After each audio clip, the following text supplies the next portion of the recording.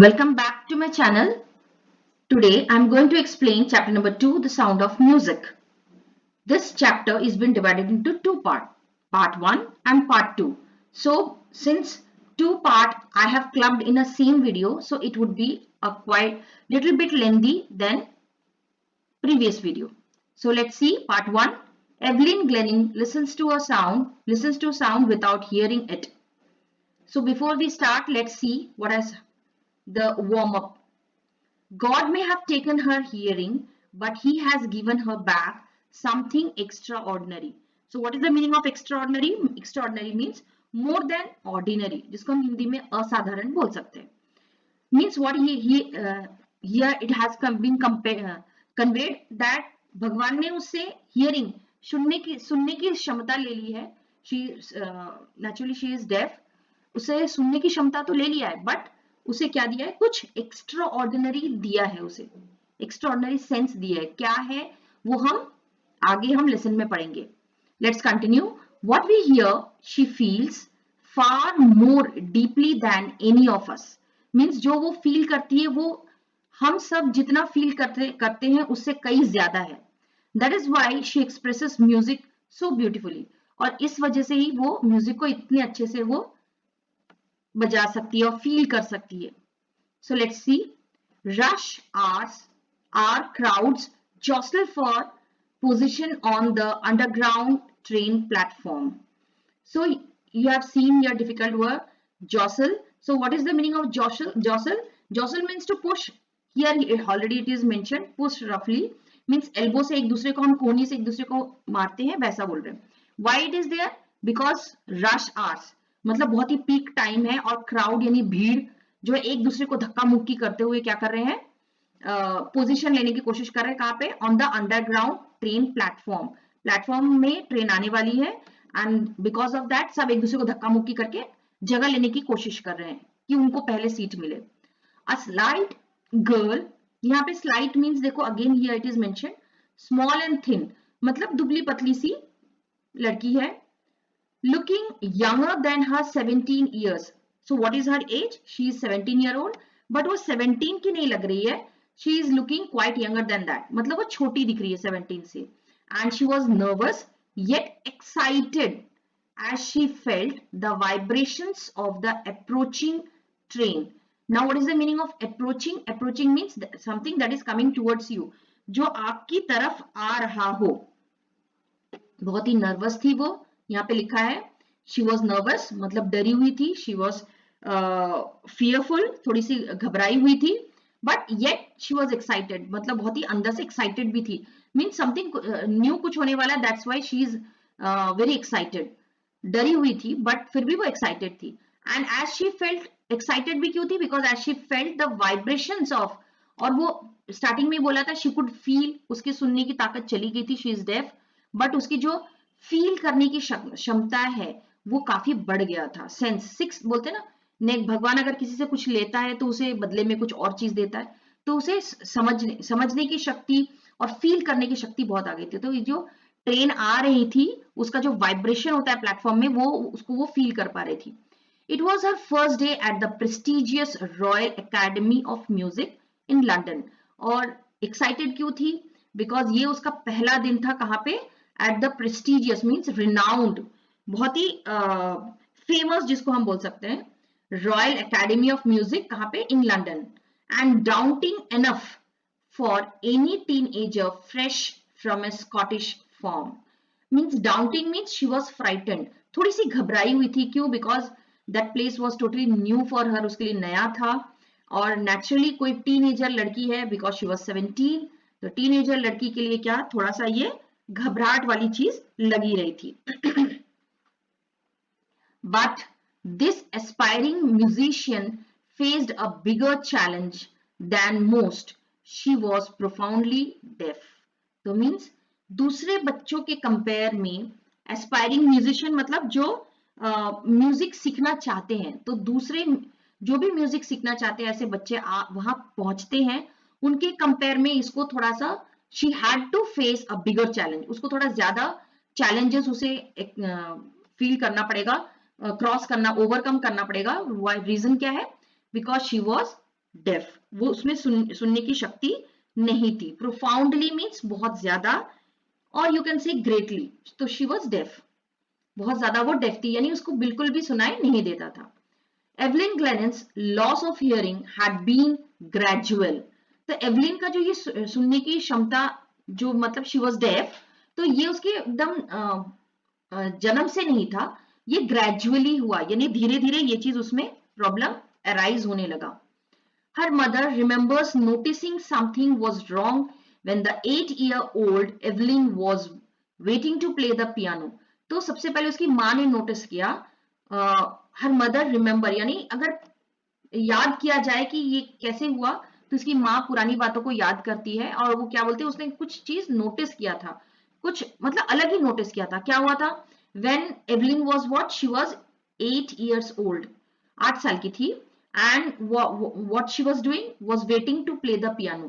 Piano उसको play करना था और अपने टर्न के लिए वो वेट कर रही थी। They called her name and she didn't move. उसका नाम बुलाया गया, बट लेकिन उसने कुछ भी रिस्पॉन्ड नहीं किया। यूजुअली बच्चे के नाम अगर बुलाते हैं तो हम थोड़ा अलर्ट हो जाते हैं, बट उसने कोई भी रिस्पॉन्ड नहीं किया। I suddenly realised she didn't had heard. तो उसकी माँ को लगा कि मुझे पहली बार ऐसा लगा कि एवलिन को सुनाई नहीं दिया।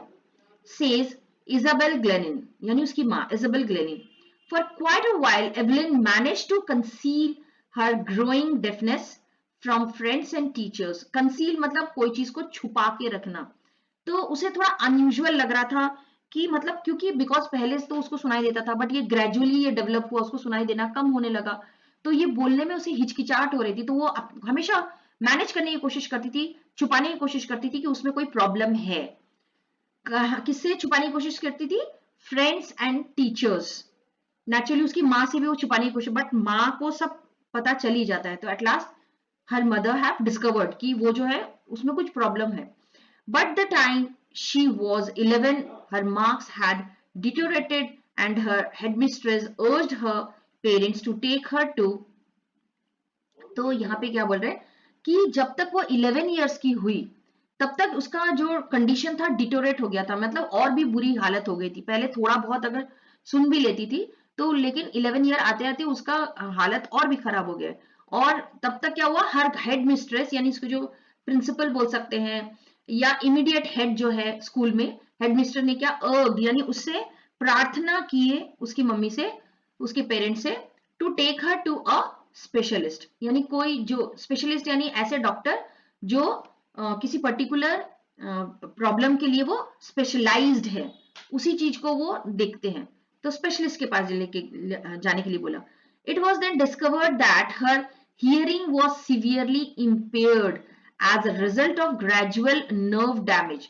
तो ये डिस्कवर किया गया, यानी ये पाया गया कि उसकी जो सुनने की क्षमता है वो सिवियरली, सिवियरली का मतलब बहुत ज्यादा, एंड इम्पेयर्ड मीन्स, इम्पेयर्ड लिखा है वहां पे, तो इम्पेयर्ड मीन्स वीकन, यानी बहुत ज्यादा मतलब कमजोर हो गया था उसकी सुनने की शक्ति। और ये क्यों हुआ था? ग्रेजुअल, यानी धीरे धीरे उसके जो कान के नर्व थे वो डैमेज होते जा रहे थे। तो they were advised that she should be fitted with hearing aids and sent to a school for deaf. तो उसको सजेशन दिया गया कि अब जो ये एवलिन जो है उसे क्या करना पड़ेगा, उसे सुनने की जो फिटिंग कान में मशीन लगाई जाती है सुनने के लिए, वो लगाना पड़ेगा, हियरिंग एड्स जिसको हम बोलते हैं। यहाँ पे लिखा ही हुआ है फिटेड विथ हियरिंग एड्स। तो हियरिंग एड्स उसको लगाना है, और उसे कहाँ पे जाना है? जो बच्चों के लिए अलग स्कूल होती है, जो सुन नहीं सकते, डेफ बच्चे हैं, डेफ यानी जो सुन नहीं सकते, ऐसे स्कूल में भेजना है। Everything suddenly looked black, says Evelyn. तो एवलिन ने यहाँ पे क्या बोल रहे हैं, उसकी माँ को भी लगा कि एवलिन को भी लगा कि छोटी सी बच्ची जो सिर्फ अभी 11 साल है, उसे बोल रहे हैं कि उसे डेफ स्कूल में जाना है, यानी नॉर्मल स्कूल से हटा के डेफ स्कूल में। तो उसको ऐसा लगा कि चारों तरफ जो है वो ब्लैकआउट है। ब्लैकआउट यानी उसे कुछ समझ नहीं आ रहा है कि ये क्या हो रहा है। But Evelyn was not going to give up. She was determined to lead a normal life. और एवलिन ने अपने मनी मन ये ठान लिया था, डिटरमाइंड थी, कि यानी दृढ़ निश्चय थी, डिटरमाइंड यानी दृढ़ निश्चय होना, कि वो जो है ये ऐसा डेफ वाले स्कूल में नहीं जाएगी, बेचारी बन के नहीं रहेगी, वो बिल्कुल नॉर्मल लाइफ जिएगी। And pursue her interest in music. और वो आगे चल के जो उसका परस्यू का मतलब होता है फॉलो, तो जिसको वो फॉलो यानी जारी रखेगी, किस चीज को जारी रखेगी, जो उसका म्यूजिक की तरफ जो इच्छा है उसको वो जारी रखेगी। अब थोड़ा सा दूसरों को भी लग रहा था कि ये कैसे पॉसिबल है, क्योंकि म्यूजिक तो हम सुन के ही नोट लेते हैं, है ना, तो उसको कैसे जारी रखेगी, तो ये थोड़ा क्वेश्चनेबल था। हम देखते हैं कैसा करते हैं। One day she noticed a girl playing a xylophone. Xylophone बेटा यहाँ पे दिख रहा होगा आप लोग को, ये xylophone है ना, ये दो स्टिक्स है जिसपे हम ये अलग अलग नोट्स है, इसके ऊपर हम जो भी xylophone बजाते हैं, प्ले करते हैं, वो उसके ऊपर अलग अलग बीट्स पे वो नोट आता है। तो एक बार उसने क्या देखा, वन टाइम शी नोटिस, उसने देखा a girl playing xylophone, xylophone वो बजा रही थी, and decided that she wanted to play it, और उसने उसी समय सोच लिया कि मुझे भी ऐसे xylophone बजाना है। Most of the teachers discouraged her, but percussionist Ron Forbes spotted her potential. सबने मना कर दिया कि नहीं नहीं नहीं, ये तो पॉसिबल नहीं है, क्योंकि म्यूजिक तो हम सुन के ही हम सीखते हैं, और जब वो सुन ही नहीं सकती तो कैसे पॉसिबल है। डिस्करेज यानी कि मना कर देना, उसको नहीं हो सकता ऐसा करके। उसकी जो करेज है, मतलब उसने जो इतने मन लगाकर सोची थी, सबके ना से वो डिस्करेज हो चुकी थी एक तरह से, यानी उसकी जो इच्छा थी वो एक तरह से मारने की कोशिश कर रहे थे। लेकिन जो परसिक्यूनिस्ट है, परसिक्यूनिस्ट यानी ऐसे पर्सन, यहाँ पे लिखा भी है a person who plays drum the tabla, तो जो ड्रम और तबला दोनों बजा सकते हैं उसको हम परसिक्यूनिस्ट बोलते हैं। तो रॉन फॉब्स उनका नाम है, उन्होंने क्या देखा, ही स्पॉटेड, उन्होंने देखा उसमें पोटेंशियल है। तो पोटेंशियल मतलब कि उसमें वो क्वालिटी, वो टैलेंटेड है, वो कर सकती है। He began by turning two large drums to different notes. उन्होंने क्या किया, दो बड़े बड़े ड्रम को अलग ट्यून किया, यानी मिक्स किया। ट्यूनिंग लिखा है यहाँ पे, बिगिन बाय ट्यूनिंग, ट्यूनिंग मतलब मिक्स किया। दो बड़े बड़े ड्रम्स की आवाज को अलग अलग नोट्स में मिक्स करने की कोशिश की। ठीक है, अब क्यों कर रहे देखते हैं हम। Don't listen through your years, अब ये किन्होंने बोला, रॉब्स ने बोला। यहाँ पे रॉब्स बोल ही रहे, देखो यहाँ पे बोला था रॉन फॉब्स, सॉरी रॉब्स ने, रॉन फॉब्स। तो वो क्या बोल रहे थे, don't listen through your ears, कान से सुनने की कोशिश मत करो। ही वुड से, कौन, रॉन फॉब्स। Try to sense it some other way, दूसरे तरीके से इसे समझने की कोशिश करो। Says Evelyn, suddenly I realized I could feel the higher drum from the waist up and the lower one from the waist down. तो एवलिन को लगा, अच्छा एवलिन ने बोला कि मुझे अचानक से ऐसा फील हुआ कि मैं जो हायर ड्रम यानी जो ऊंचे सुर वाले ड्रम था उसे मैं वेस्ट अप यानी शरीर के ऊपरी भाग से मैं फील कर सकती थी, और जो ड्रम के जो लोअर नोट थे उसे मैं कैसे फील कर सकती थी, शरीर के निचले भाग से मैं फील कर पा रही थी। Forbes repeated the exercise and soon Evelyn discovered that she could sense certain notes in different parts of her body.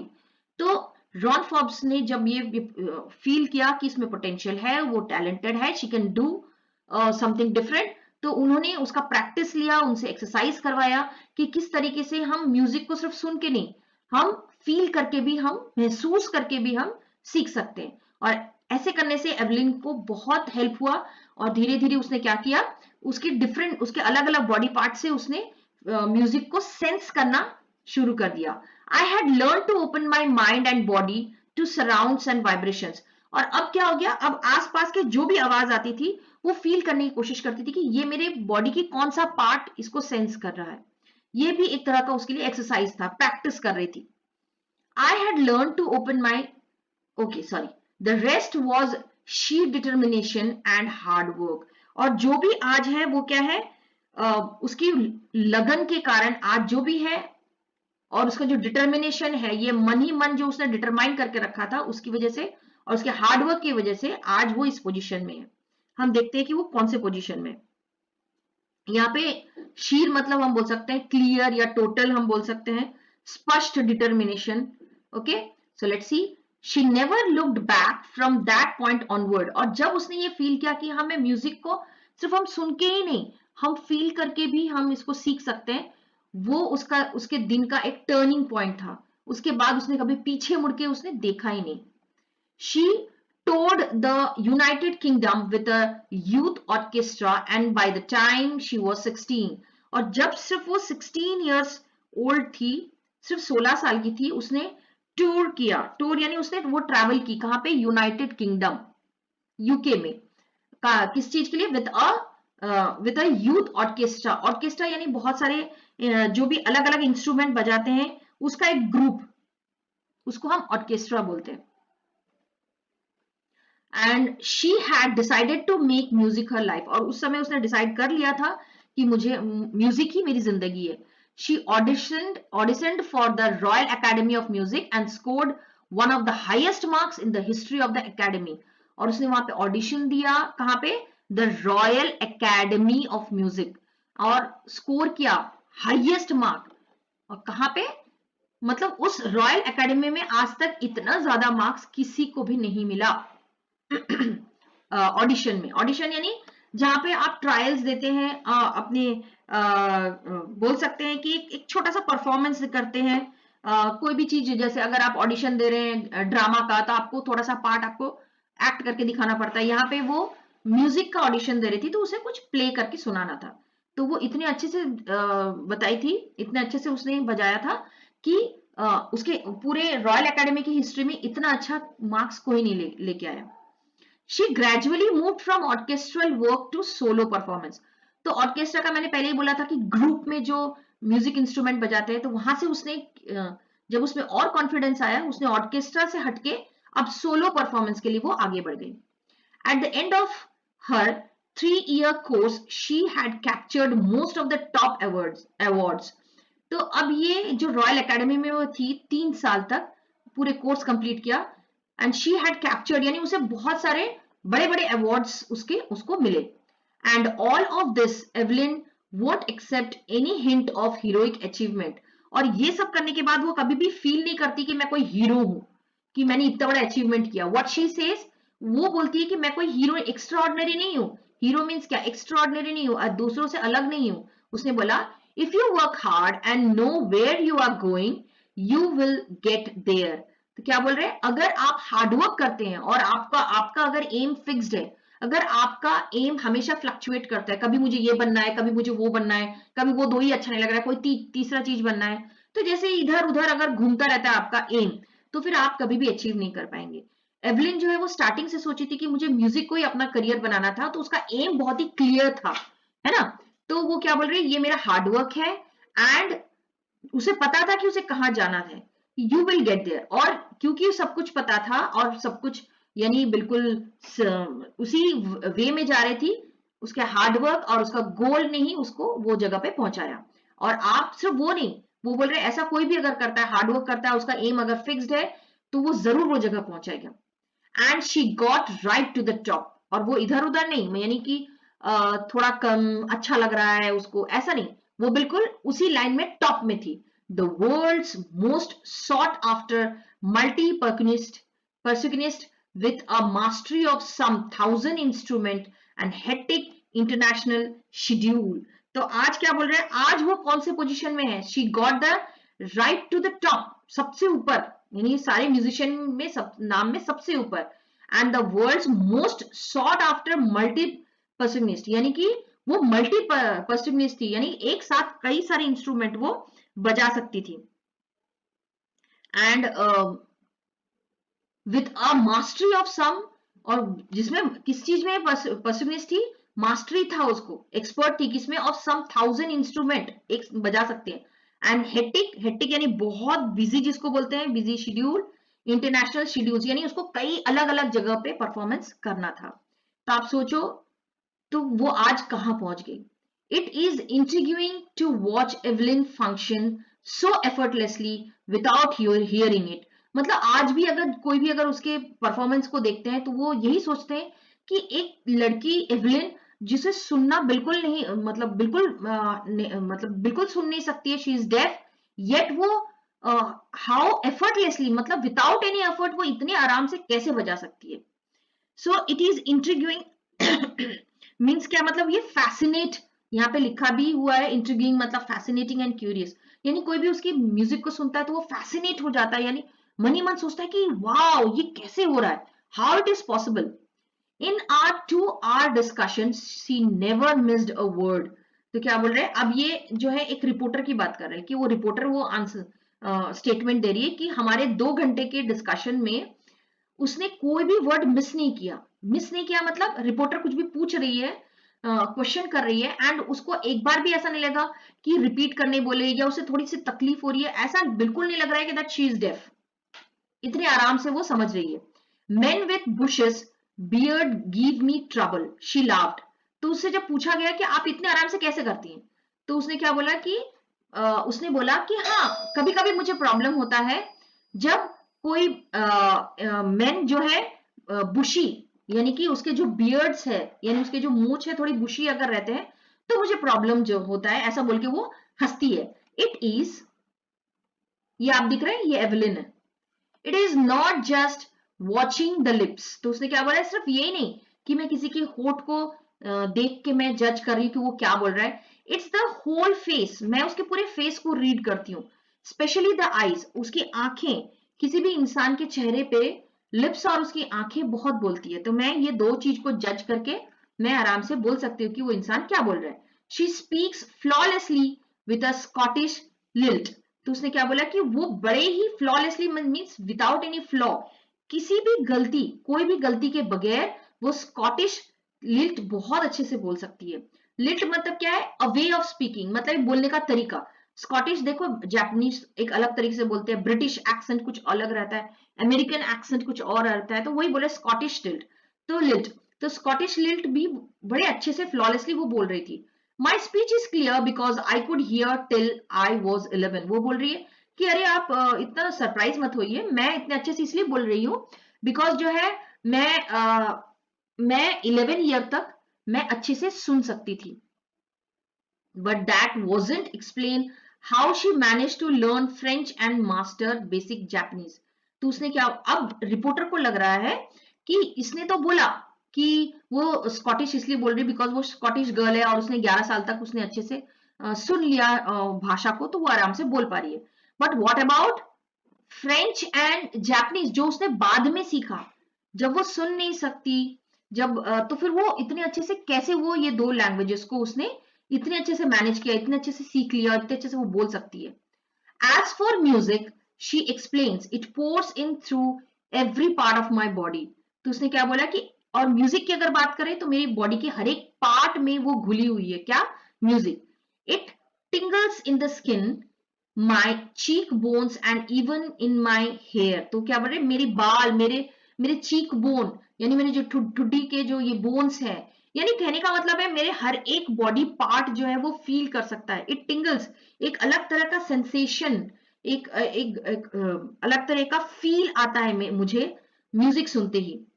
When she plays the xylophone, she can sense the sound passing up the stick into her fingertips। तो वो क्या बोलती है, जब वो xylophone बजाती है तो उसकी जो स्टिक्स है, मैंने पहले आपको दिखाया था स्टिक्स, xylophone की जो स्टिक्स है, ये मैं फिर से दिखा रही हूँ आपको। ये देखो, xylophone की जो स्टिक्स है, इसे वो जब होल्ड करती है तो इसका जो वाइब्रेशन है ये स्टिक से होते हुए, ये होल्ड कर रही है, उसके हाथ में है, तो ये होते हुए उसकी बॉडी में जो है वो पास ऑन होता है और वो उसको फील कर सकती है, बड़े आराम से वो फील कर सकती है। By leaning against the drum, leaning यानी झुकना, तो थोड़ी झुक जाती है ड्रम को जब वो बजाती है। यहां आप देख सकते हैं, देखो थोड़ा झुक गई है ये, सो दैट कि ये चीज उसके बॉडी के साथ टच हो एंड वो उसको फील कर सके, जो वाइब्रेशन है उसे वो फील कर सकते हैं। तो बाय लीनिंग यानी झुक जाती है, against the drum she can feel the resonance, resonance यानी कि एक को यहाँ पे दिया हुआ एकोज ऑफ साउंड, यानी जो वाइब्रेशंस हो रहे हैं, साउंड का जो एको हो रहा है, फ्लोइंग इनटू हर बॉडी, ये वाइब्रेशन उसके बॉडी में से क्रॉस होते हुए जा रहा है। On a wooden platform she removes her shoes so that the vibration pass through her bare feet and up her legs. तो क्या बोल रहे हैं, सिर्फ हाथ से ही नहीं, इवन वो पैर से भी फील करती, क्योंकि स्टार्टिंग में हमने देखा था, उसने बोला था जब वो रॉन फॉब्स ड्रम बजा रहे थे दोनों नोट के, हायर एंड लोअर नोट को, तब वो हायर नोट को वो बॉडी के अपर पार्ट से फील कर रही थी एंड लोअर नोट को वो बॉडी के लोअर पार्ट से फील कर रही थी। तो लोअर पार्ट से फील करने के लिए वो पैर को क्या करती है, वो शूज वगैरह या जो भी चप्पल जो भी पहनी है उसको वो हटा देती है, बेयर फुट यानी खाली पैर, नंगे पांव वो कहाँ बैठती है, वुडन प्लेटफॉर्म में वो जाती है, सो दैट कि उसका जो वाइब्रेशन है उसे वो फील कर सके। Next, not surprisingly Evelyn delights her audience. तो नॉट सरप्राइजिंग मतलब ये सरप्राइजिंग नहीं है कि वो कैसे डिलाइट यानी अपने ऑडियंस को खुश कर देती है, अचंभित कर देती है, क्योंकि वो बड़े आराम से एफर्टलेसली वो प्ले करती है म्यूजिक को. इन 1991 she was presented with the royal Philharmonic societies prestigious soloist of the year award. 1991 में उसे सोलोइस्ट यानी सोलो परफॉर्मेंस उसने किया था. कहाँ पे? रॉयल फिलहार्मोनिक सोसाइटी में. वहां पे उसको क्या मिला? सबसे प्रेस्टिजियस अवार्ड मिला. Says master percussionist James Blades. James Blade ने क्या बोला? उनकी परफॉर्मेंस को देख के जेम्स ब्लेड ने बोला, God may have taken her hearing but he has given her back something extraordinary. Surprised है सारे लोग कि वो कैसे बजाती है. तो इतने बहुत बड़े मास्टर पर्कनिस्ट, उन्होंने क्या बोला जेम्स ब्लेड ने कि भगवान ने उससे मे भी हो सकता है उसके सुनने की क्षमता ले ली, लेकिन भगवान ने उसे समथिंग कुछ अद्भुत चीज, उसे एक्स्ट्राऑर्डिनरी चीज उसे दिया है बदले में. What we hear she feels. तो क्या बोलते, जो हम सुनते हैं वो उसे फील करती है. कितना सरप्राइजिंग बात है. Far more deeply than any of us. वो ऐसा फील करती है जितना, इतने डीप से वो, इतने अंदर तक वो फील करती है जो हम लोग बिल्कुल भी नहीं कर सकते. That is why she expresses music so beautifully. और इसी वजह से वो म्यूजिक को इतना अच्छा बजाती है, इतना अच्छा फील करती है और इतना अच्छा वो एक्सप्रेस कर सकती है, यानी लोगों के सामने वो प्रेजेंट कर सकती है. Evelyn confesses that she is something of workaholic. तो एवलिन ने क्या किया? कन्फेस यानी किसी चीज को एक्सेप्ट करना. तो उसने क्या एक्सेप्ट किया कि वो बहुत ही वर्कहॉलिक है. वर्कहॉलिक यानी जो जिसे काम करना बहुत पसंद है. I have just got to work, often harder than classical musician. तो क्या बोल रहे, मुझे हमेशा just got for the work, मुझे हमेशा कोई ना कोई काम रहता ही है, मैं करती हूँ काम, यानी इन द सेंस म्यूजिक से रिलेटेड. तो क्या बोल रहे, ऑफन हार्डर, मुझे थोड़ा और अपना कैलिबर उसमें लगाना पड़ता है as compare to other classical musician. Naturally वो सुन नहीं सकती, उसे फील करना पड़ता है, अपना कंसंट्रेशन लेवल बढ़ाना पड़ता है. But the reward are enormous. और उसने क्या बोला, ये सब तो होता ही है, बट इसके बदले जो मुझे रिवॉर्ड मिलता है वो एनोरमस है, यानी काफी ज्यादा है. Apart from regular concert, Evelyn also gives free concerts in prisons and hospital. तो ये तो वो अक्सर वो अलग अलग जगह पे कॉन्सर्ट्स करती है, बट ये कॉन्सर्ट्स के अलावा भी जो है वो प्रिजन्स एंड हॉस्पिटल्स में भी अपने कॉन्सर्ट्स करती है. She also gives high priority to classes for youth musician. और वो बहुत हाई प्रायोरिटी यानी बहुत इंपॉर्टेंस देना किसको, जो यंग म्यूजिशियन है उनको बहुत ज्यादा प्रायोरिटी देती है कि किस चीज के लिए, उन्हें सिखाने के लिए, क्लासेस लेने के लिए. And Richlin of Beethoven fund for deaf children says she is a shining inspiration for deaf children. वो क्या बोलते हैं कि ये एक बहुत ही इंस्पिरेशन, बहुत बड़ी इंस्पिरेशन है जो डेफ चिल्ड्रन है. क्योंकि अगर हम फिजिकली या किसी और तरीके से अगर हम थोड़े से कम होते हैं तो हम खुद को कम फील करने लगते हैं दूसरों के कंपेयर में, क्योंकि हमारे पास ये प्रॉब्लम है, वो प्रॉब्लम है, ऐसा. तो क्या बोले, बट ये एक तरह का, एवलिन जो है बहुत बड़ी इंस्पिरेशन है डेफ चिल्ड्रन के लिए, कि जो इतने निराश हो जाते हैं डेफ चिल्ड्रन, उनके लिए इंस्पिरेशन है कि डेफ चिल्ड्रन भी कुछ कर सकते हैं. They see that there is nowhere that they can not go. उनके लिए ये इंस्पिरेशन है कि ऐसा कोई जगह नहीं है जो डेफ चिल्ड्रन नहीं जा सकते, ऐसा कोई काम नहीं है जो वो नहीं कर सकते. So Evelyn Glennon has already accomplished more than most people twice her age. यानी accomplished यानी कि मतलब कि उसे कोई चीज अचीव कर लेना, achievement, anything that we have achieve को accomplished बोलते हैं. तो एवलिन ने इतना कुछ अचीव कर लिया था अपने एज में, जितना कि ट्वाइस हर, उसके एज के दूसरे लोग, उसके डबल एज के दूसरे लोग भी उस एज तक नहीं अचीव कर पाते. यानी अगर सोचिए वो अगर 16 ईयर है तो उसका डबल एज यानी 32 ईयर में भी लोग उतना अचीव नहीं कर पाते जितना ये 16 ईयर में कर ली थी. She has brought persecution to the front of the orchestra and demonstrated that it can be very moving. तो उसने क्या, she had brought persecution यानी कि जो पीछे वो ड्रम पियानो ये सब बजा, लोग इंपॉर्टेंस किसको देते हैं, जो सिंगर है, और जो पीछे ड्रम बीट कर रहे हैं या जो पियानो बजा रहे हैं उनको हम उतना ध्यान नहीं देते, बट ये एवलिन ने ये सारे जो म्यूजिकल इंस्ट्रूमेंट है उसने लोगों के सामने इतना प्रेजेंट किया कि लोग अब इसकी इंपॉर्टेंस को जानने लगे कि they are equally important for any song और एनी म्यूजिक और एनी रिदम। तो उसने इसलिए बोला कि percussion to the front of the orchestra. उसने ऑर्केस्ट्रा, पहले जो ऑर्केस्ट्रा में सिंगर जगह लेते थे उसकी जगह आज ये परसिक्यूशन जो है वो इन लोग परसिक्यूशन ये सामने आ गए, यानी ये जो जितने भी म्यूजिकल इंस्ट्रूमेंट है ये आगे आए हैं and demonstrated that it can be very moving. और ये बताएं कि बगैर म्यूजिशियन के भी, सॉरी बगैर सिंगर्स के भी ये अपना जगह रख सकते हैं।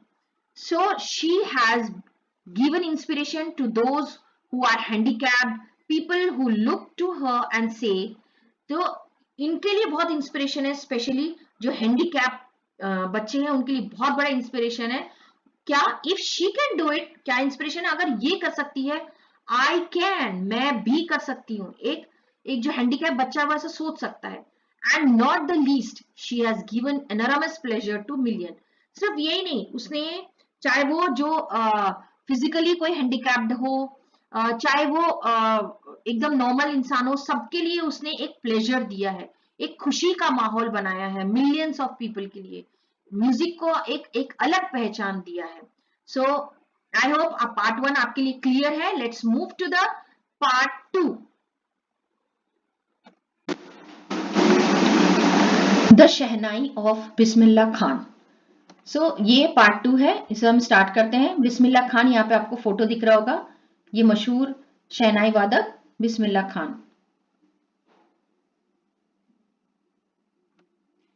चलिए स्टार्ट करते हैं। Emperor Aurangzeb banned the playing of musical instrument called pungi in the royal residence for it had a shrill unpleasant sound। तो ये तब की बात है, औरंगजेब जब थे मुगल एम्परर, उन्होंने क्या किया था, उन्होंने बैन कर दिया था। बैन यानी किसी चीज पे रोक लगा देना, उसको हम बोलते हैं बैन। तो उन्होंने बैन किया था किसका, म्यूजिकल प्लेइंग, किस चीज का, पुंगी बजाने, जो बजाते हैं उसको प्ले करना बैन कर दिया था।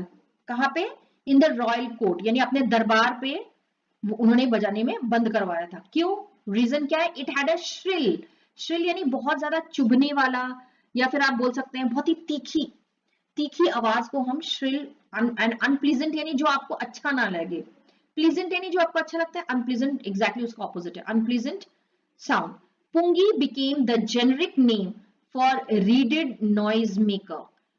Now pungi यानी कि जो बजाने का इंस्ट्रूमेंट था वो क्या बन गया, it became a generic name। generic name यानी कि उसी तरह की जो और चीजें हैं उसी को बोलते हैं, यानी कि जैसे generic, जैसे a name given to a class or a group, यानी उसी के जैसे दिखने वाले जितने भी म्यूजिकल इंस्ट्रूमेंट थे उसी को हम जेनरिक बोल रहे हैं। तो किस चीज के लिए, फॉर रीडेड नॉइज मेकर। इन्हें क्या बोल रहे हैं, रीडेड मतलब लिखा ही है wind instrument which have reeds like the flute, the clarinet. तो यानी कि क्या है, जिसमें रीड्स रहते हैं, छोटे छोटे होल्स रहते हैं जिसमें हम उंगली में वो होल्स को दबा के हम अलग अलग म्यूजिकल नोट्स निकाल सकते हैं। उसी को क्या नाम से पुकारने लगे लोगों ने, it is a noise maker, मतलब ये फालतू है, बहुत ही आवाज निकालता है, बहुत ही तीखी आवाज निकालते हैं। Few had thought that it would one day be revived। revived यानी फिर से rebirth, जिसको हम बोल सकते हैं फिर से जन्म होगा। यानी कुछ लोगों को लगता था अरे ये पुंगी को बैन कर दिया, कोई बात नहीं, कुछ सालों के बाद फिर से जरूर ये इसका रीबर्थ जरूर होगा, यानी फिर से ये चलन में आएगा। A barber of a family of professional musician who had access to the royal palace। यहाँ access मतलब मतलब जिसके कॉन्टैक्ट्स थे, जहां पे वो आना जाना कर सकता था, रीच जिसको बोल सकते हैं, एक्सेस यानी reach out.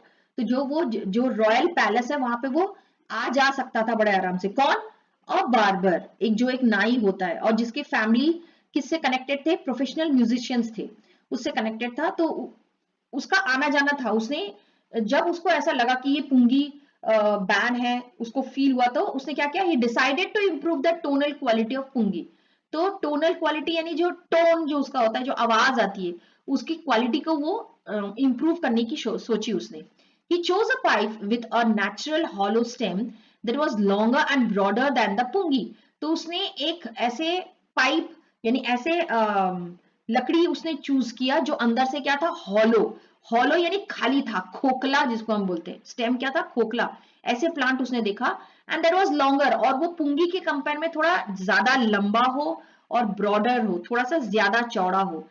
And made 7 holes on the body, और उसके पुंगी के सॉरी उसने जो स्टेम लिया था उसके बॉडी में उसने 7 होल किया, क्योंकि सुरों के लिए तो 7 होता ही है, इसलिए 7 सुरों के लिए 7 होल उसने किए उसने. When he played on it, closing the opening, closing and opening of some of these holes, soft and melodious sounds were produced. तो उसने जब ये उसने जो ये नया इंस्ट्रूमेंट उसने डिस्कवर किया, एक ऐसा जो पुंगी से थोड़ा ज्यादा लंबा, ज्यादा चौड़ा स्टेम था, उसको उसने चूज किया, 7 उसने होल बनाए, और फिर उसने जब उसमें से होल को बंद किसी उंगलियों की मदद से किसी होल को बंद किया, किसी होल को खोला, यानी बंद खोल करने से जैसे हम यूजुअली फ्लूट करते हैं, यानी जो बांसुरी बजाते वक्त करते हैं, वैसा उसने किया. तो उसमें से एक बहुत ही मधुर ध्वनि, उसमें से आवाज जो है उसमें से निकला. He played the instrument before royalty and everyone was impressed. तो उसने राज दरबार में जाके उसने ये बजाई, तो सब लोग बहुत ही इंप्रेस हुए, बहुत ही खुश हुए, बहुत ही आकर्षित हुए. इंप्रेस यानी आकर्षित होना. The instrument so different from pungi had to be given a new name. क्योंकि ये आप दिख रहा होगा, देखो ये पुंगी है, ठीक है, और ये जो है वो जो उसने डिस्कवर किया था. तो ये दोनों में देखो कितना डिफरेंस है, तो हम इसे पुंगी तो बोल नहीं सकते, है ना.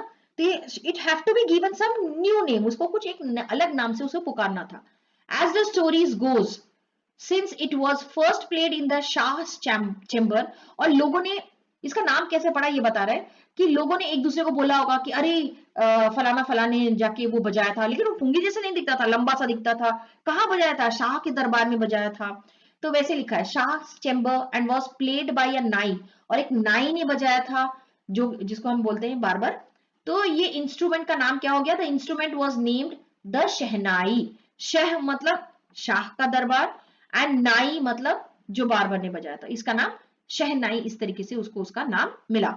The sound of the shehnai began to be considered auspicious. पहला जो पुंगी था बहुत ही श्रिल आवाज थी, तीखी आवाज थी, बट शहनाई की आवाज इतनी मधुर थी कि उसे ऑस्पिशियस यानी कि बहुत ही शुभ माना जाता है. यहाँ पे लिखा भी है देखो, promising to bring good fortune. शुभ माना जाता था शहनाई को, शहनाई की आवाज को. And for this reason it is still played in temples. इसी वजह से, क्योंकि ये शुभ माना जाता है, आज भी ये मंदिरों में शुभ कार्यों में, शादी वगैरह में ये शहनाई बजती है. And is an indispensable component of any north Indian wedding. Indispensable यहाँ पे लिखा ही है, without which a piece of work can not be done. मतलब इसके बगैर हो ही नहीं सकता, वेरी इंपॉर्टेंट जिसको हम बोलते हैं. तो ये एक वेरी इंपॉर्टेंट कंपोनेंट हो गया ऑफ एनी नॉर्थन इंडिया, यानी नॉर्थ साइड के शादियों में अक्सर ये शहनाई बजती है. In the past, the Shehnai was the part of Naubat, or traditional ensemble of 9 instruments found at the royal court. In the past, तो यहाँ पे लिखा ही है देखो, इसको हम क्या बोलते हैं, things here instrument considered as a group, और इसको हम कैसे प्रोनाउंस करेंगे, ensemble. तो in the past shehnai was a part of naubat और traditional ensemble of 9 instrument found at the royal court. मतलब 9 ऐसे इंस्ट्रूमेंट को बहुत ही इंपॉर्टेंट माना जाता था रॉयल कोर्ट में, दरबार में, जिसमें से शहनाई भी एक था. टिल मतलब सोचो, शहनाई ने अपना एक प्लेस, कितना इंपॉर्टेंट प्लेस उसने कैप्चर किया था. लोगों को इतना पसंद था शहनाई की आवाज. Till recently it was used only in temples and wedding. पहले यानी ये इतना शांत था कि रॉयल कोर्ट में ही बजेगा, लेकिन अभी अभी हाल ही की बात है कि अभी ये रॉयल कोर्ट से निकल के ये टेम्पल्स में यानी मंदिरों में और वेडिंग्स में यानी शादी वगैरह में बजता है. The credit for bringing this instrument on to the classical stage goes to Ustad Bismillah Khan. और ये जो रॉयल कोर्ट से निकल के आम लोगों की जिंदगी में आया, ये कैसे हुआ, ये सारा क्रेडिट किसके पास जाता है, उस्ताद बिस्मिल्लाह खान के पास जाता है. So let's see. As a 5-year-old, Bismillah Khan played gilli danda near a pond in the ancient state of Dumrao in Bihar. तो अब ये बोल रहे बिस्मिल्ला खान को भी कैसे रुचि हुई, कैसे इंटरेस्ट आया म्यूजिक पे. when he was only a 5 years old, जब वो सिर्फ 5 साल के थे, वो गिल्ली डंडा खेला करते थे. कहाँ पे? एक तालाब है, बहुत पुराना तालाब, एंशियंट यानी बहुत पुराना तालाब. कहाँ पे? दुमराव. कहाँ पे ये दुमराव? इन बिहार में. ही वुड, वहां पे अक्सर वो गिल्ली डंडा खेला करते थे अपने फ्रेंड्स के साथ. He would regularly go to the nearby Bihari ji temple to sing the Bhojpuri Chaitra, at the end of which he would earn a big laddu weighing 1.25 kg, a prize given by the local महाराजा. और वो अक्सर वहां खेलने के बाद कहाँ जाते थे? बिहारी जी टेम्पल की मंदिर में जाते थे. क्या गाते थे? भोजपुरी चैत गाते थे. और आखिर में एट द एंड लिखा है, मतलब आखिर में ये भोजपुरी चैत गाने के बाद उन्हें बड़ा सा लड्डू वो जीतते थे. इस वजह से वो और जाते थे. और वो लड्डू इतनी बड़ी होती थी, सोचो, एक 1.25 केजी का होता था. और कौन देता था? वहां के जो भी लोकल महाराजा होते थे वो उनको अवार्ड देते थे, यानी कि ये रिवॉर्ड देते थे laddoo. This happened 80 years ago. ये 80 साल पहले की बात बोल रहे हैं. And the little boy has travelled far to earn the highest civilian award in India. यानी ये इनका जो जर्नी है कहां से शुरू होता है? वो 1.25 केजी लड्डू से लेकर आज जो इनको पूरा इंडिया का हाईएस्ट सिविलियन अवार्ड, क्या कौन सा है वो? द भारत रत्न. इनकी जर्नी इतनी हिलेरियस है, आप सोचिए कहां से कहां तक पहुंचा. सो let's C. Born on 21st March 1916, Bismillah belonged to a well-known family of musicians from Bihar. तो कब उनकी कहाँ बॉर्न हुए थे? बिहार में 21st March 1916. और कहाँ के थे? He was known to the very well-known family of musicians. उनका जो फैमिली था म्यूजिक बैकग्राउंड ही था, म्यूजिशियन से के थे. कहाँ? और वो कहाँ के थे? बिहार के. His grandfather Rasool Bux Khan was the shehnai Nawaz of Bhojpur Kings court. और वो उनके ग्रैंडफादर कौन? रसूल बख्श खान, जो शहनाई नवाज कहाँ पे? ऑफ द भोजपुरी के जो किंग के कोर्ट में वो शहनाई अक्सर बजाते थे. His father पैगंबर बक्स and the other paternal ancestor were also great shehnai player. तो सिर्फ उसके ग्रैंडफादर नहीं, उनके पिताजी, उनके चाचा, पैटर्नल यानी उसके पिताजी की तरफ के, यहाँ पे लिखा हुआ है एंसेस्टर्स ऑफ द फादर, यानी उसके पिताजी की तरफ के उनके जितने भी एंसेस्टर्स थे, दादाजी और परदादा या उनके दादाजी के भाई वगैरह, सब जो है बहुत बड़े, यानी सबके सब शहनाई बजाया करते थे. The young boy took to music early in life. और उन्होंने बहुत ही कम एज में से, यानी अपने बचपन में से ही उन्होंने शहनाई बजाना शुरू कर दिया था. At the age of 3, when his mother took him to his maternal uncle's house in Banaras, now Varanasi, Bismillah was fascinated watching his uncles practicing the शहनाई. अब यहाँ पे देखो पैटर्नल आया था, वहां पे यहाँ पे देखो पैटर्नल वर्ड आया था, पैटर्नल अंकल, पैटर्नल जो भी बोलता है यानी पिताजी की तरफ के. और ये जो है मेटरनल आया, मेटरनल यानी जो माँ के तरफ के, यानी मौसी, मामा जी, नानी, ये मेटरनल हो जाएगा माँ की तरफ से. तो जब उसकी माँ अपने मायके लेके जाती थी बिस्मिल्लाह को, तो वो अक्सर अपने मेटरनल अंकल यानी मामा जी को अक्सर बनारस में, जो अभी वाराणसी के नाम से जाना जाता है, वो अपने अंकल को यानी मामा जी को प्रैक्टिस करते हुए शहनाई बजाते हुए वो देखते थे और उन्हें बहुत ही अच्छा लगता था. सोचिए जब वो खाली 3 साल के थे तब से उन्हें शहनाई वो सुनते भी थे और उन्हें बहुत अच्छा लगता था.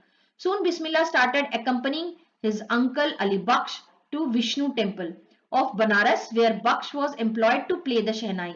तो जहां पे उनके चाचा जी अली बख्श को विष्णु जी के टेम्पल में, कहां पे? बनारस में उनको शहनाई बजाने का काम दिया गया था. वहां पे वो अक्सर बिस्मिल्लाह उनके साथ जाया करते थे. अली बख्श would play the shehnai and Bismillah would sit captivated for hours on end. तो अली बख्श जो है वो शहनाई बजाते थे और जो बिस्मिल्लाह थे उनके पास बैठते थे, काफी देर तक बैठे रहते थे. यानी कैप्टिवेट यानी कि पूरी तरीके से एकदम मदहोश हो जाना उनके आवाज में, यानी जो शहनाई की आवाज में वो बिल्कुल जिसको हम इंग्लिश में हम चार्म्ड भी बोल सकते थे, बहुत ही आकर्षित होते थे. So slowly he started getting lessons in playing the instrument and would sit practicing throughout the day. और सुनते सुनते उन्हें बहुत अच्छा लगता था और धीरे धीरे उन्होंने प्रैक्टिस भी करना शुरू किया और अपने चाचा जी से उनको लेसन्स भी मिले, यानी प्रैक्टिस वो जैसे जैसे बोलते थे वो ऐसे बजाते थे और वो सारा दिन बैठे बैठे वो उसकी प्रैक्टिस करते थे शहनाई की. For years to come the temple of Balaji and Mangala Maiya and the banks of Ganga became the young apprentice favorite haunts where he could practice in solitude. Solitude मतलब अकेले. तो हम देखते हैं हम आगे. तो ये क्या बोल रहे हैं, गंगा के किनारे में पहले तो वो लेसन्स लेते थे अपने चाचा जी से एंड फिर और ज्यादा निखरने के लिए कहां पे, काफी सालों तक बालाजी के टेम्पल में एंड मंगला मैया के मंदिर में बजाया करते थे. और गंगा के किनारे, बैंक ऑफ गंगा मतलब गंगा के किनारे में वो बैठ के द यंग अप्रेंटिस मतलब अ पर्सन अंडर ट्रेनिंग, यानी जो ट्रेनिंग ले रहा हो, जो अभी पूरा एक्सपर्ट नहीं हुआ है. तो अप्रेंटिस फेवरेट हॉर्न्स यानी अक्सर वहां जाया करते थे एंड वहां जाके वो अकेले में प्रैक्टिस किया करते थे शहनाई बजाना. The flowing water of Ganga inspired him to improvise यानी किसी चीज को बहुत इंप्रूव करना, अच्छा करना, improvise and invent ragas that were earlier considered to be beyond the range of शहनाई. तो उन्होंने क्या बोला कि उनको बहुत ज्यादा इंस्पिरेशन माँ गंगा के नदी के किनारे आता था. जो गंगा जो बहती थी उसकी जो आवाज था उनमें भी उन्हें लय ताल सुनाई देता था और उन्होंने वहां पे ही बैठ के बहुत सारे राग वगैरह इन्वेंट किया जो पहले शहनाई में जो पहले बड़े बड़े एक्सपर्ट्स थे वो भी शहनाई में बजा नहीं सकते थे वो रेंज को, बट बिस्मिल्लाह खान जी ने ये करके दिखाया.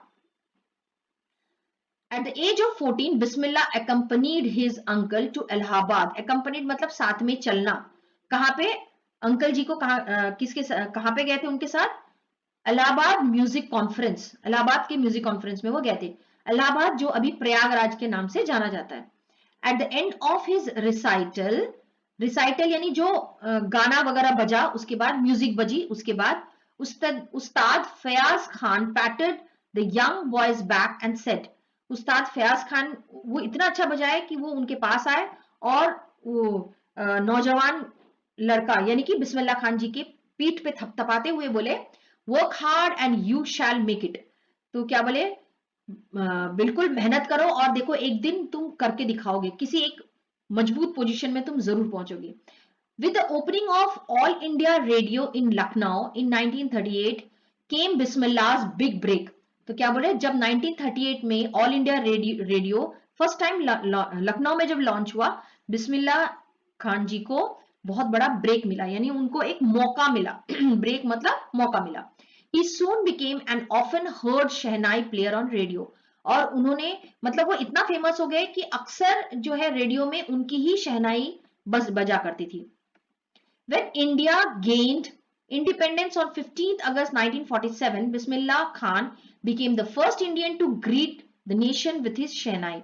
15 अगस्त 1947 में जब भारत आजाद हुआ तो बिस्मिल्लाह खान ही वो पहले इंडियन थे जिन्होंने भारत का को ग्रीट किया, यानी उनका अभिनंदन किया. कैसे?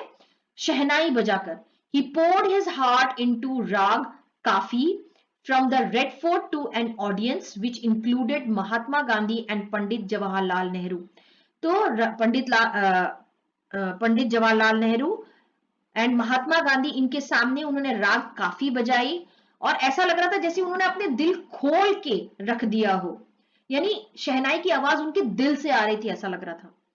Who later gave his famous Tryst with Destiny speech.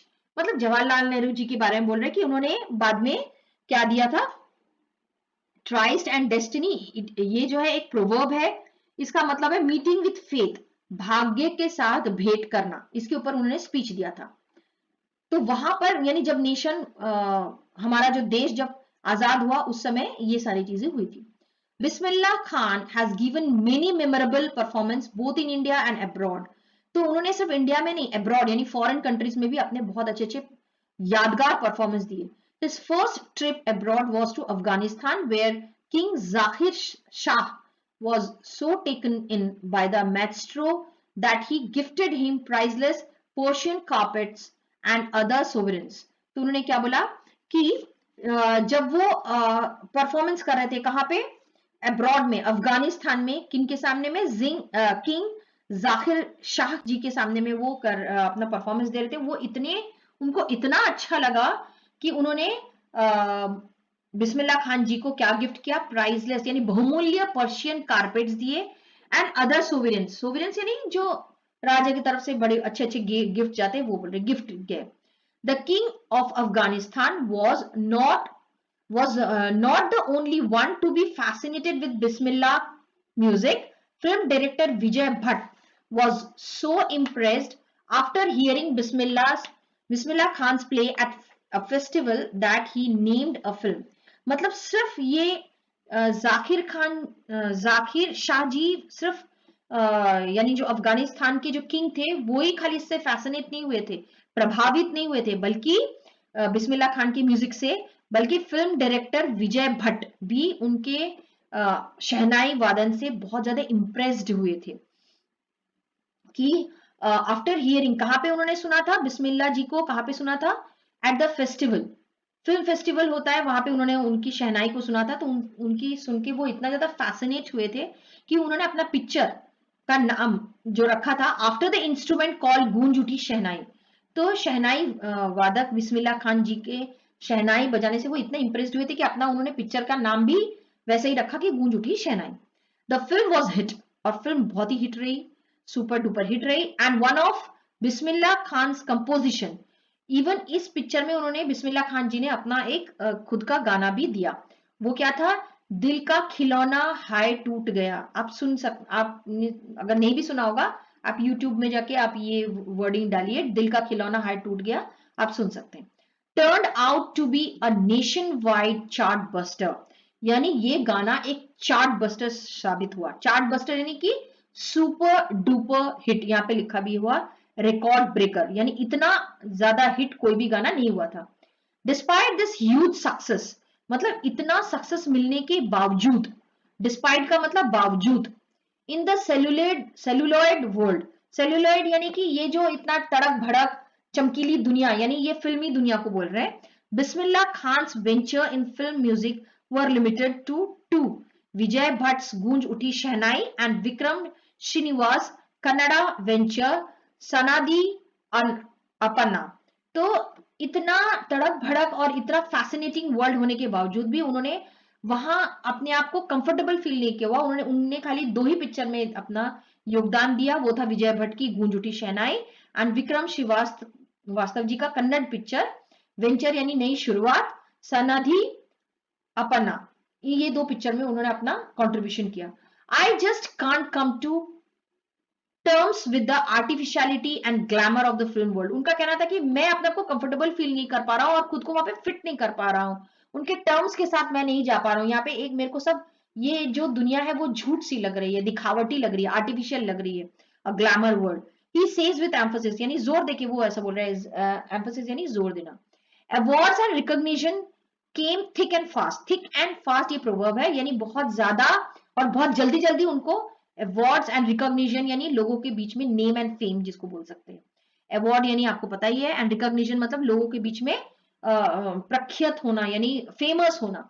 Bismillah Khan became the first Indian to be invited to perform at the prestigious Lincoln Center Hall in the United States of America। तो आप सोच सकते हैं कितना बड़ा प्रेस्टीज, कितना मेरा recognition उनको मिला कि वो फर्स्ट इंडियन थे जिनको इनविटेशन मिला था, कहाँ पे, फेमस लिंकन सेंटर हॉल में उनको परफॉर्म करना था। He also took part in the World Exposition in Montreal, in the Cannes Art Festival and in the Osaka trade fair. तो ये सब जगह में, ओसाका ट्रेड फेयर हो गया, वर्ल्ड एक्सपोजिशन इन मॉन्ट्रियल, ये सब जगह पे भी उनको इनविटेशन मिला, उनको परफॉर्म किए। So well known did he become internationally that an auditorium in Tehran was named after him, तेहर मौसिक उस्ताद बिस्मिल्लाह खान। तो वो इंटरनेशनली इतना फेमस हो गए थे, लोग इतने ज्यादा उनके शहनाई के दीवाने हो गए थे कि इवन तेहरान में जो मॉस्क है यानी मस्जिद है उनके नाम पे रखा गया, ताहिर मॉस्क उस्ताद बिस्मिल्लाह खान। तो ये मॉस्क का नाम ही उनके नाम पे रखा गया। National awards like Padmashri, the Padma Bhushan and Padma Vibhushan were conferred on him. यानी इतने बड़े बड़े अवार्ड से उनको सम्मानित किया गया, पद्म भूषण, पद्म विभूषण उनको दिया गया। कन्फर्टेड मतलब यहाँ पे लिखा ही है गिवन यूजुअली एन अवार्ड और ए डिग्री, तो उन्हें ये अवार्ड दिया गया, नवाजा गया आप बोल सकते हैं। In 2001, Ustad Bismillah Khan was awarded India's highest civilian award. 2001 में उस्ताद बिस्मिल्लाह खान जी को सबसे बड़ा अवार्ड दिया गया भारत का, एंड वो क्या था, द भारत रत्ना, सबसे बड़ा award. With the coveted award resting on his chest and his eyes glinting with rare happiness, he said, coveted मतलब much desired, मतलब जिस चीज का वो वेट कर रहे थे। किस चीज का? भारत रत्न। तो जब भारत रत्न उन्होंने लिया, भारत रत्न एक मेडल जैसा होता है, तो उन्होंने क्या बोला, with the coveted award resting on his chest, यानी अपने चेस्ट के से लगा हुआ जो अवार्ड था उनको भारत रत्न दिया गया था, और उसकी आंखें चमकती हुई, ग्लिंटिंग, क्योंकि इतनी बड़ी खुशी उनको मिली है, विथ रेयर हैप्पीनेस, यानी ऐसा हैप्पीनेस रोज रोज थोड़ी मिलता है, यानी रेयर हैप्पीनेस है। ही सेड, उसने क्या बोला, all I would like to say, सिर्फ मैं यही कहना चाहता हूं, teach your child music, this is Hindustan richest tradition. उन्हें क्या बोला, अपने बच्चों को म्यूजिक सिखाओ, ये हिंदुस्तान का बहुत ही बहुमूल्य धरोहर है।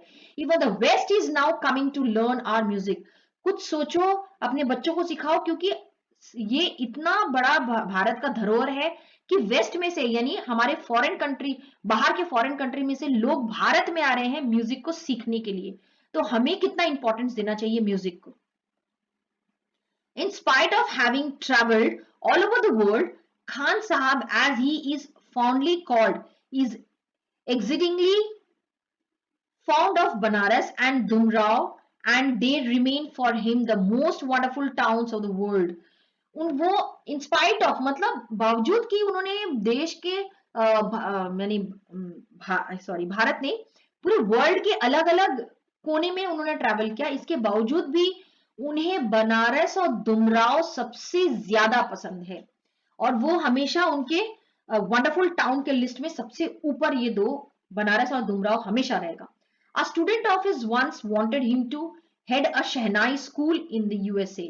तो उनका एक स्टूडेंट था, उन्होंने बोला कि सर जी आप खान साहब आप क्यों जा रहे हैं भारत में, आप यूएसए में रहिए, मैं आपके लिए एक बहुत बढ़िया सा बड़ा सा शहनाई का स्कूल खोलूंगा जहां पे आप बच्चों को सिखाएंगे। And the student promise to recreate the atmosphere of Banaras, क्योंकि वो बनारस छोड़ के जाना ही नहीं चाहते थे, तो उन्होंने क्या बोला कि ठीक है, आपके लिए मैं पूरी जो बनारस की जो सिटी है वैसे ही यहाँ पे मैं रिप्लिका क्रिएट करूंगा। कैसे? By replicating the temples there, तो वहां पे जैसे जो मंदिर है वैसे मैं यहाँ पे आपके लिए मंदिर बनाऊंगा, आप यहीं रहिए यूएसए में। But Khan Sahab asked him if he would be able to transport river Ganga as well. बोले कि ठीक है, अगर तुम मंदिर वगैरह बना लोगे तो बहुत अच्छी बात है, क्या तुम गंगा नदी को भी यहाँ ला सकते हो? अगर यहाँ ला सकते हो तो बिल्कुल मैं यहाँ रह जाऊंगा। Later, he is remembered to have such. That is why whenever I am in foreign country, I keep yearning. यानी कि वो क्या बोले कि इसी वजह से मुझे गंगा नदी इतना पसंद है कि इसी वजह से मैं देश के किसी कोने में भी रहूं, लेकिन मैं हमेशा यहीं आना पसंद करता हूं।